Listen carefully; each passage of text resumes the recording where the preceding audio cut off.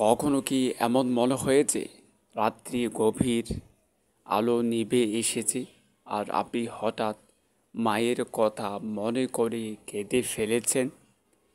বাবার হাঁটার শব্দ মনে পড়ে, যেটা শোনার জন্য এখন মন চুপচাপ দাঁড়িয়ে থাকে। জানেন, মৃত্যুর পর মানুষের সব কিছু থেমে যায়, শুধু একটা জিনিস থেকে যায়: স্মৃতি। আর যদি সে মানুষটি হন মা কিংবা বাবা, তাহলে সেই স্মৃতি এক একটা তাজা দোয়ার রূপ নেয়, চোখের জলে পরিণত হয় আর সিজদায় গেলে যায়। মা, এই এক শব্দের মধ্যে কি এক আশ্রয়, কি এক শান্তি, যেটা আমরা বুঝি তখনই যখন সেই কণ্ঠস্বর আর পাওয়া যায় না। বাবা, এই ডাকটা শুধু নিরাপত্তা নয়, এটা একটা পরিশ্রমী ছায়া, যে নিজের কষ্ট গোপন রেখে আমাদের মুখে হাসি দেখত। আজ যদি তারা না থাকেন, তাহলেও তাদের স্পর্শ, সেই কোলের উষ্ণতা, সেই চোখের মায়া, সব কিছু হৃদয়ের দেওয়ালে টাকানো আছে। তারা আর কথা বলেন না, কিন্তু আমরা প্রতিদিন শুনি ভেতর থেকে, স্মৃতির ভর থেকে। কারণ স্মৃতি বয়সে বড় হয় না, স্মৃতি শুধু মনকে আরো ছোট করে দেয়। ছোট করে দেয় আমাদের অহংকার, বাস্তবতা আর গাফিলা থেকে। আপনার মায়ের মুখে এক সময় আপনি খাবার খেতেন।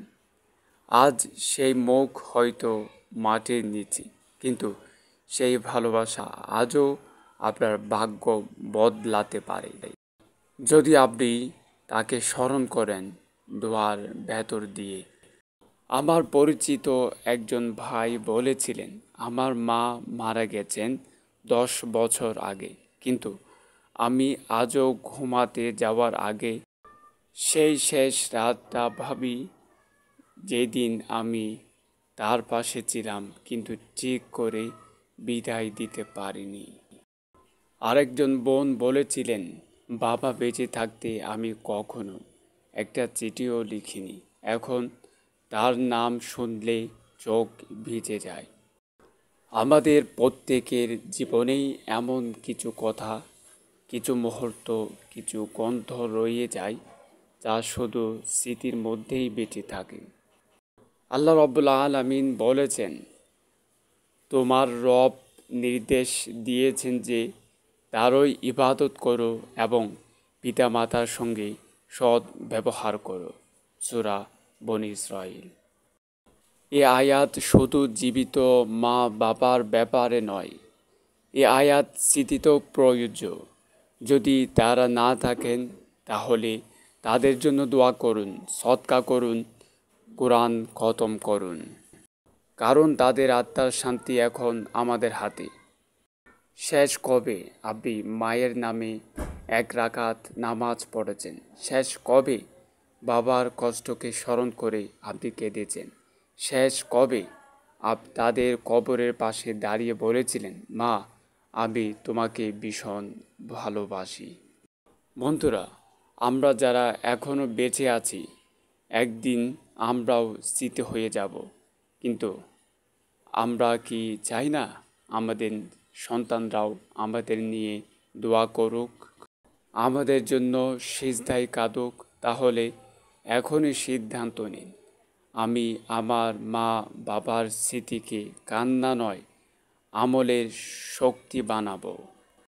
তাদের জন্য এমন কিছু করে যাব যা তারা কবরে শুয়েও অনুভব করবেন, আমার সন্তান আমাকে আজও ভালোবাসে। স্মৃতিগুলো কখনো বড় হয় না, ওরা শুধু গভীর হয়।